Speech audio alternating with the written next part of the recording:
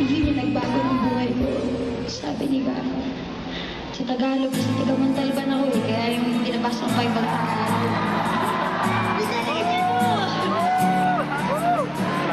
May binasa ko yung Bible. Sabi ni Jesus, nagpe-pray siya nun para sa lahat ng mga tao bago siya ipako sa krus. Ang dami niya sinabi eh, Lord, I pray. So, para sa mga disciples ko, Lord, I pray. And then, hindi sila mag-scatter, pero maging one sila as you and me are one. Pero may isang sentence ko na nag-start sa akin, sabi niya, at Lord, pinapanalangin ko yung mga taong naniniwala sa akin sa buong mundo. Gusto ko silang makasama kung saan ako pupunta. Kasama kitang lumuha.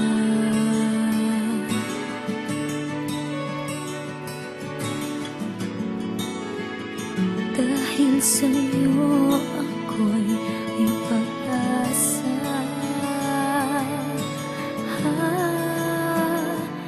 Ang awiting ito'y para sa'yo. Akong maubos ang tinig, di magsisisi. Dahil iyong narinig mula sa labig ko. Salamat,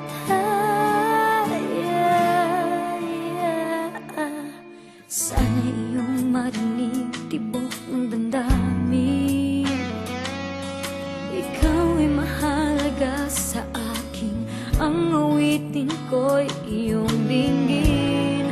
At kung marinig ang panalangin, lagi kang naroroon. Humihiling ng pagkakataon